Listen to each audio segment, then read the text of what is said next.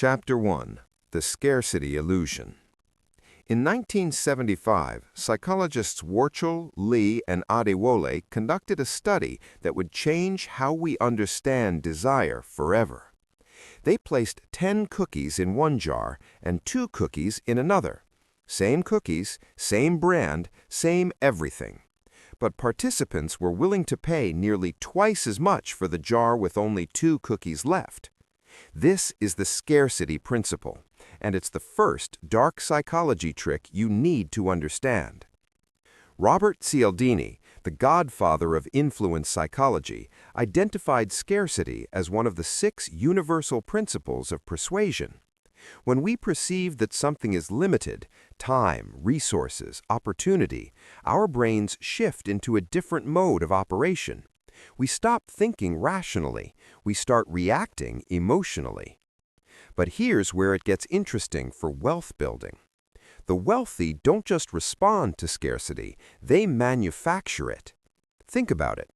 Every exclusive investment opportunity, every limited partnership opening, every by-invitation-only real estate deal, these are artificial constraints designed to trigger what researchers call psychological reactance, the knee-jerk desire to possess something precisely because we might lose the chance to have it.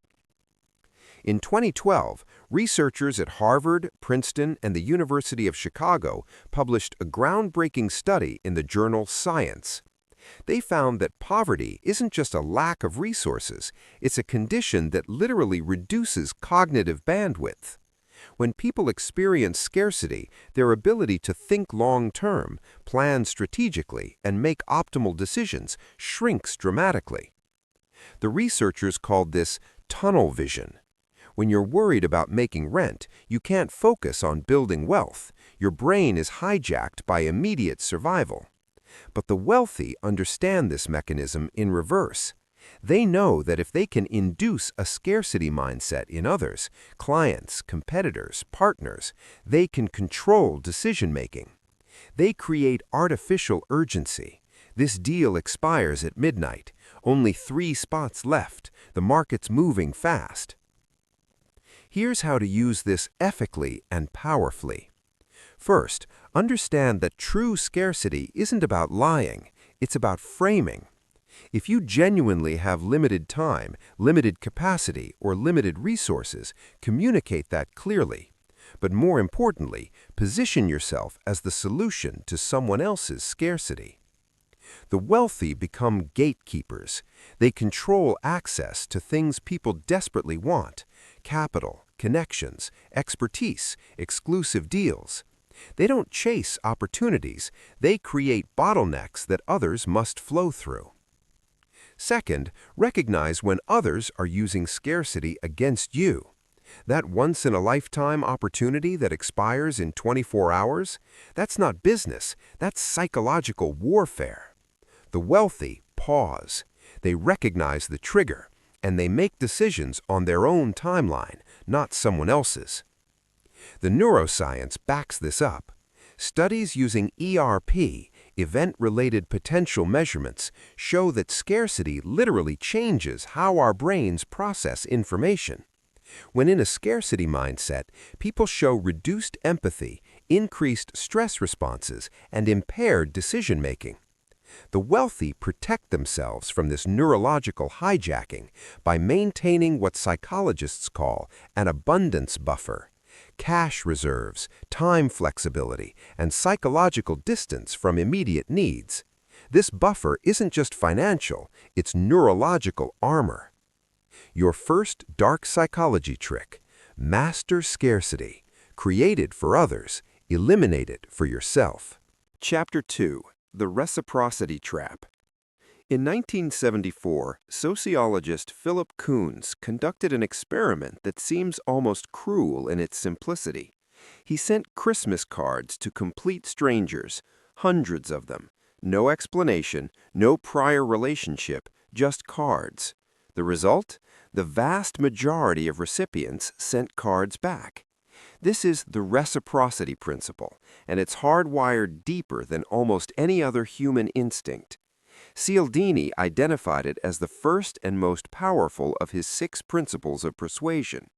We are neurologically programmed to repay what we receive, not because we're nice, because social cohesion depends on it. But here's the dark psychology twist. The wealthy have learned to weaponize gratitude. Think about the last time a wealthy person gave you something: advice, an introduction, a small favor. Did you feel a subtle weight afterward, a sense that you owed them? That's not accidental. That's the reciprocity principle working exactly as designed. Research shows that the reciprocity trigger is so powerful it can override rational self-interest. In one famous study, restaurant servers who gave customers a single mint with their bill saw tips increase by 3.3%. Servers who gave 2 mints saw tips increase by 14%. But servers who gave 1 mint, walked away, then returned with a just-for-you second mint, saw tips increase by 23%. The technique is called unexpected reciprocity, and it's devastatingly effective. Here's how the wealthy use this to build fortunes. First, they give strategically, not randomly. They identify people who can provide value: information, access, deals, labor, and they give first. They provide value with no immediate expectation of return. This creates what psychologists call indebtedness asymmetry. The recipient feels obligated. The giver controls the relationship. Second, they give unexpectedly. The power of reciprocity multiplies when the gift is surprising. A wealthy investor who offers mentorship to a struggling entrepreneur isn't just being nice, they're installing a psychological debt that will pay dividends for years. Third, they give publicly. Reciprocity is a social norm, and social norms are reinforced by visibility. When favors are witnessed by others, the pressure to reciprocate intensifies. The wealthy understand that a favor given in front of an audience creates multiple layers of obligation. But here's the protection mechanism, the way to use this without being used. Recognize that true generosity exists, but calculated generosity is a tool. When someone gives you something unexpectedly, especially in a business context, your reciprocity instinct will activate immediately. You'll feel the urge to say yes to whatever they ask next. Pause. Ask yourself, is this genuine relationship building, or is this strategic indebtedness creation? The wealthy maintain what I call reciprocity boundaries. They accept favors gratefully, but make decisions based on merit, not obligation. They give freely when they choose to, but they don't allow others' gifts to control their choices. Your second dark psychology trick: give first, give unexpectedly, give strategically, but never let someone else's giving control your decision-making. Chapter 3: Social Proof and the Herd Instinct. In the 1950s, psychologist Solomon Asch conducted a series of experiments that revealed something disturbing about human nature. He showed participants a simple line drawing and asked them to identify which of 3 comparison lines matched it. The answer was obvious, but when Confederates, actors pretending to be participants, gave the wrong answer first, 75% of real participants went along with the group at least once. This is social proof, and it's the third principle of Cialdini's persuasion framework. When we're uncertain, we look to others for cues on how to behave. It's efficient, it's usually helpful, and it's catastrophically exploitable. The wealthy understand that social proof works in both directions. They use it to drive demand for their products, their investments, their opportunities. But more importantly, they inoculate themselves against it. Think about the psychology of a bubble. Dot-com stocks in 1999, real estate in 2006, crypto in 2021. In each case, rational analysis was drowned out by social proof. Everyone's doing it. My neighbor made a fortune. You don't want to miss out. The people who got rich, they sold into that social proof. They understood that when social proof reaches maximum intensity, the opportunity is actually at its end, not its beginning. Research in behavioral economics shows that social proof is particularly powerful in financial decisions because of what psychologists call pluralistic ignorance.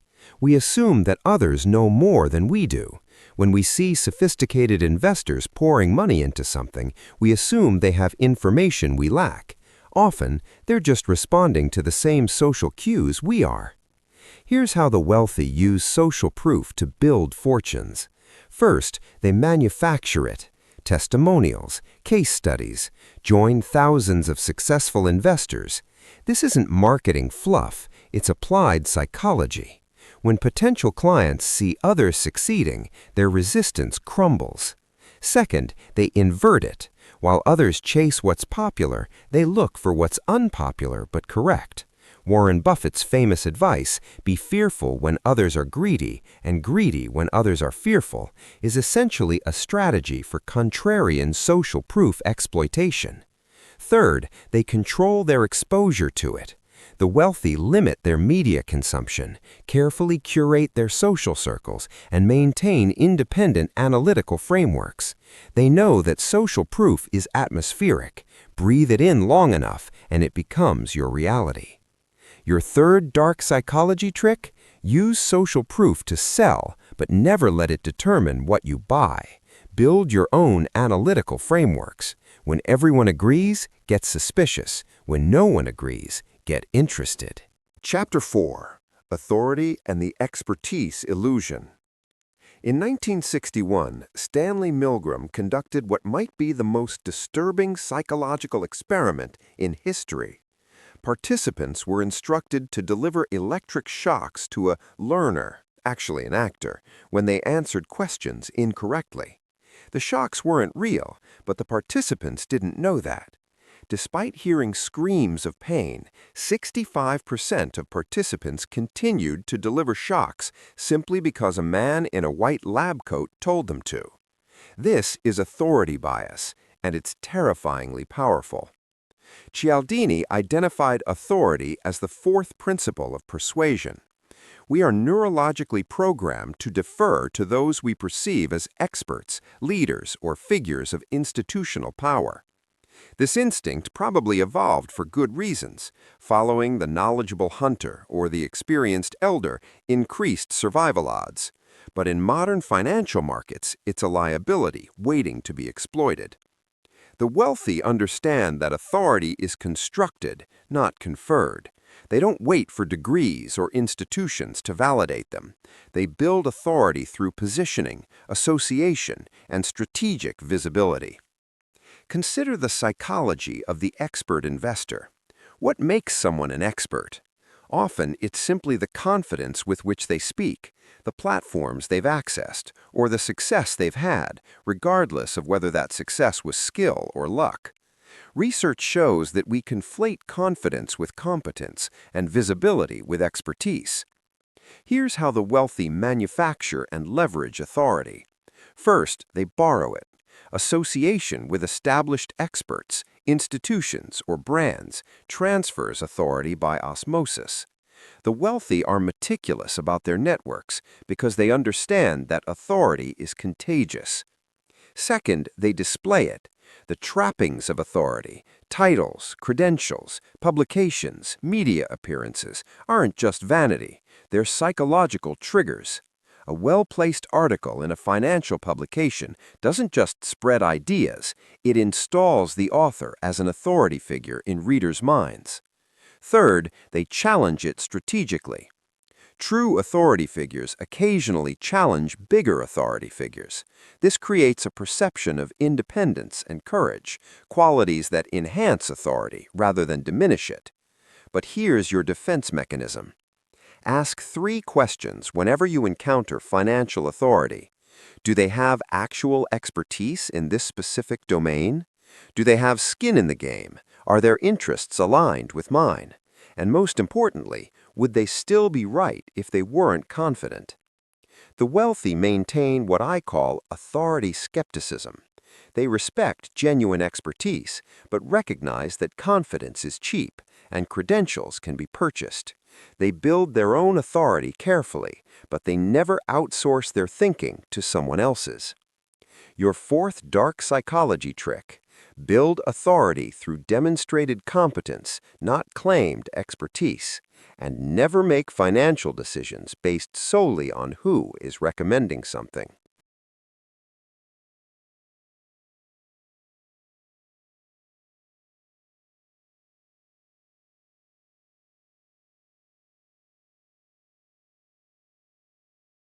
Chapter 5: Loss Aversion and the Pain of Losing. In 2002, Daniel Kahneman won the Nobel Prize in Economics for work he had done decades earlier with his colleague Amos Tversky. Their discovery was simple but revolutionary. Humans don't experience gains and losses symmetrically. We feel the pain of losing $100 approximately twice as intensely as we feel the pleasure of gaining $100. This is loss aversion, and it's the fifth dark psychology principle that the wealthy have mastered. Kahneman's research, detailed in his book Thinking, Fast and Slow, demonstrated that this isn't just a preference, it's a fundamental feature of human psychology that distorts decision-making across every domain of life. When faced with a choice, we will often take irrational risks to avoid losses, while simultaneously being irrationally conservative about pursuing gains. Neuroscience confirms this. A 2007 study at Stanford University monitored participants' brain activity when presented with potential monetary gains and losses. While brain activity increased for both possibilities, it was markedly stronger, more intense, more persistent when participants faced potential losses. The wealthy understand this neurological wiring intimately.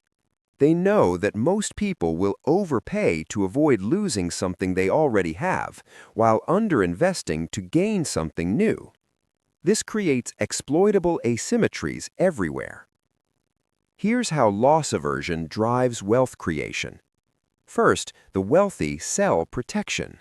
Insurance, hedging strategies, wealth preservation services, these all tap into loss aversion. People will pay premium prices to protect against the possibility of loss, even when the mathematical expectation is against them. Second, they frame gains as losses avoided. "Don't miss this opportunity" is weak. "Don't lose your chance to secure your family's future" is strong. The wealthy in sales and marketing understand that the fear of loss closes deals faster than the promise of gain. Third, they inoculate themselves. Kahneman's advice for individual investors is deceptively simple.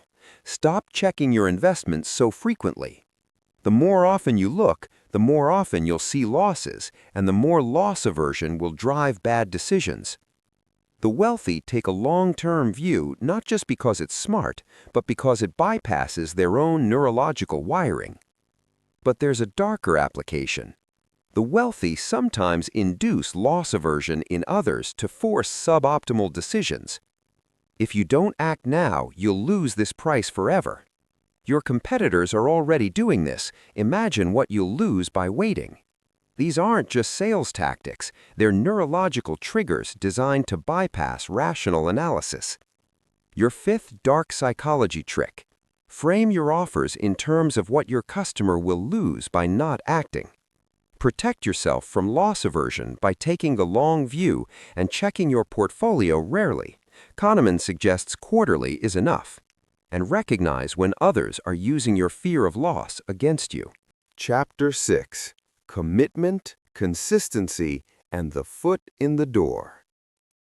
In 1966, psychologists Jonathan Friedman and Scott Fraser conducted a study that would become foundational in persuasion research. They asked homeowners to place a large, ugly sign in their front yards supporting safe driving. Most refused. But when researchers first asked homeowners to sign a small petition supporting safe driving and then returned 2 weeks later with the large sign request, 76% agreed. This is the commitment and consistency principle, and it's perhaps the most insidious of Cialdini's 6 principles. Once we make a commitment, especially a public one, we experience powerful psychological pressure to behave consistently with that commitment. This isn't just about keeping our word. It's about maintaining our self-concept as someone who is consistent, reliable, and true to our values. The wealthy have turned this principle into a science of escalation. Consider the modern sales funnel. It doesn't start with, "Buy my $10,000 course."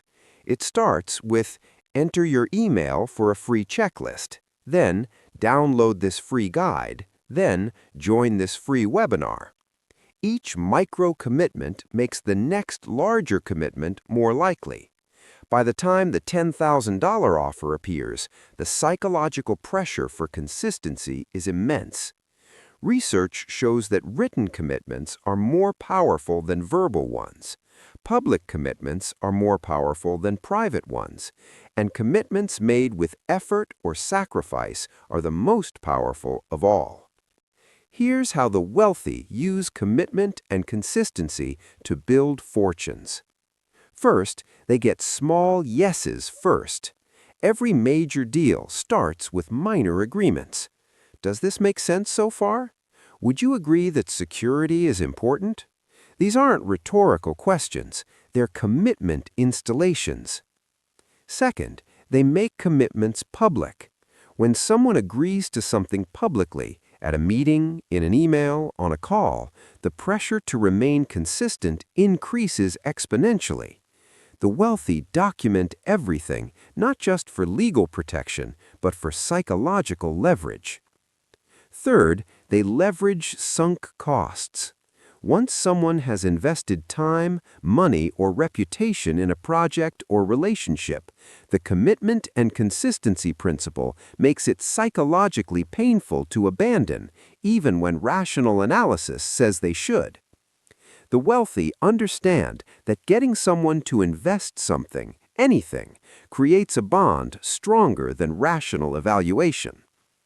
Your defense mechanism is simple in concept, but difficult in practice. Recognize that consistency is a virtue, but consistency for its own sake is a trap. The wealthy maintain what psychologists call update flexibility, the willingness to change their minds when presented with new information despite prior commitments. They understand that the person who never changes their mind is not principled, they're imprisoned by their past selves. Your 6th dark psychology trick: use micro-commitments to guide others toward larger agreements, but never let your own past commitments trap you in suboptimal positions. Be willing to appear inconsistent if consistency means continuing down a wrong path. Chapter 7. The Liking Principle and Affinity Exploitation. In the 1950s, Tupperware revolutionized direct sales, not through better products, but through better psychology. They understood that people buy from people they like. So they created selling environments, parties hosted by friends, where liking was already established before the sales pitch began. This is the liking principle, Cialdini's 5th principle of persuasion. We are vastly more likely to say yes to requests from people we know and like. This seems obvious, but its applications in wealth building are subtle and powerful. Research shows that we like people who are similar to us, who complement us, who cooperate with us toward shared goals, and who are physically attractive. The wealthy systematically engineer these factors in their favor. Here's how the wealthy weaponize liking. First, they manufacture similarity. Before important meetings, they research their counterparts thoroughly. Same school? Same hobbies? Same challenges? These aren't coincidences. They're strategic similarity installations designed to trigger the liking response. Second, they use compliments strategically. Research shows that even obvious flattery works. We tend to believe praise and like those who provide it, even when we know the compliment is designed to manipulate us. The wealthy give specific, credible compliments that create immediate rapport. Third, they engineer cooperation. The liking principle intensifies when we work together towards shared goals. The wealthy create us against the problem scenarios that bond them with potential partners, clients, and investors before any transactional ask is made. But here's the dark psychology that most people miss. The wealthy also understand that liking can be manufactured through shared adversity. Research on Misery Loves Company shows that shared difficult experiences create stronger bonds than shared pleasant ones. This is why the wealthy sometimes engineer challenges in negotiations, deals, or partnerships. Small adversities that, when overcome together, create powerful liking and loyalty. Your defense mechanism: separate the person from the proposal. When you find yourself liking someone immediately in a business context, pause. Is this genuine connection or strategic similarity? Are they actually credible or just skilled at making you feel good? The wealthy maintain liking boundaries. They can enjoy someone's company without trusting their judgment. They can appreciate compliments without being swayed by them. They recognize that true affinity develops over time, while manufactured liking appears immediately and intensely. Your seventh dark psychology trick: build genuine rapport through authentic similarity and cooperation, but recognize when others are manufacturing liking to lower your defenses. Never let affection override analysis. Chapter 8: Unity and the Tribe Instinct. In 2016, Robert Cialdini added a seventh principle to his framework, decades after the original six. He called it unity. It's the principle that we are most influenced by those we perceive as sharing our identity, our tribe, our us. This isn't just liking, this is deeper. This is the recognition that someone is fundamentally one of us rather than one of them. When unity is established, influence becomes almost automatic. We trust our tribe implicitly. We distrust outsiders reflexively. The wealthy have become masters of unity creation. Think about the language of modern wealth building: join our tribe, the inner circle, founders only. These aren't just marketing phrases, they're unity installations. They create an us that potential customers, investors, or partners desperately want to belong to. Research shows that unity can be established through shared identity markers, geography, profession, values, challenges, even shared enemies. The wealthy carefully cultivate these markers to create instant tribal connection. Here's how the wealthy use unity to build fortunes. First, they create exclusive categories: real entrepreneurs, serious investors, people who get it. These categories are designed to make people want to join, to prove they belong, to demonstrate they're part of the tribe. Once inside, they're influenced by tribal norms and leaders. Second, they leverage shared enemies. Nothing unites a group faster than a common adversary. The wealthy sometimes define their tribes in opposition to something: the system, the masses, conventional thinking, to intensify unity and loyalty. Third, they use identity fusion. Research shows that when people fuse their personal identity with a group identity, they become willing to make extraordinary sacrifices for the group. The wealthy create environments where personal success and group membership become inseparable. Your defense mechanism: maintain identity independence. The wealthy recognize that tribal belonging feels good but can be dangerous. When your identity fuses with a group, you lose the ability to evaluate that group's ideas objectively. You become a defender rather than a thinker. Maintain multiple identities. Be an investor and a skeptic, a founder and a critic, a community member and an independent analyst. When no single group owns your identity, No single group can control your decisions. Your eighth dark psychology trick. Create tribes for others to join, but never let any tribe fully absorb your identity. Unity is powerful for influence, but dangerous for independent thinking. Chapter 9. Scarcity Mindset versus Abundance Psychology.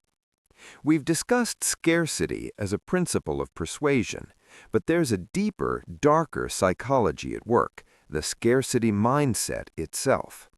Remember that 2012 study from Harvard, Princeton, and Chicago?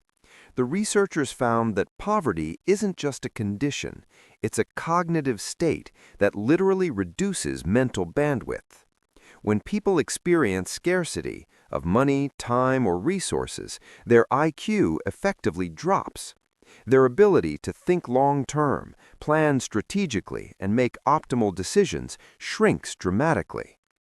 This is the ninth dark psychology principle. The wealthy protect themselves from scarcity mindset while inducing it in others. Neuroscience research confirms this. Studies using ERP measurements show that scarcity mindset literally changes how our brains process information. When in scarcity, people show reduced empathy, increased stress responses, and impaired decision-making. They become focused on immediate survival at the expense of long-term thriving. The wealthy maintain what I call abundance buffers, cash reserves, time flexibility, and psychological distance from immediate needs. These buffers aren't just financial safety nets, they're neurological protection. They allow the wealthy to think clearly while others panic. Here's how the wealthy use scarcity mindset asymmetry. During market crashes, while others are selling in panic driven by scarcity mindset, the wealthy are buying. They have the neurological bandwidth to see opportunity where others see only threat. They understand that scarcity creates tunnel vision, and they position themselves to profit from others' narrowed perception. They also induce scarcity mindset strategically.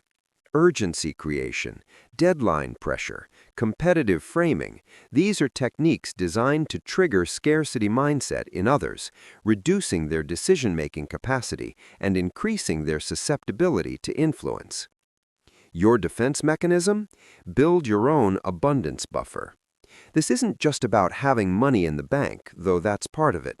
It's about maintaining time reserves, mental bandwidth, and psychological distance from immediate pressures. When you can afford to wait, you can afford to think. When you can afford to think, you can afford to win. The wealthy often say, "I can afford to be patient." This isn't just a statement of financial position, it's a statement of neurological advantage. Your ninth dark psychology trick? Eliminate scarcity mindset from your own psychology through buffers and reserves. Recognize when others are trying to induce it in you, and position yourself to profit when scarcity drives others to suboptimal decisions. Chapter 10. The Dark Triad and Ruthless Execution. We've covered Cialdini's principles of ethical influence. We've explored Kahneman's insights into decision-making biases, but there's a darker psychology that we must acknowledge, even if we don't endorse it.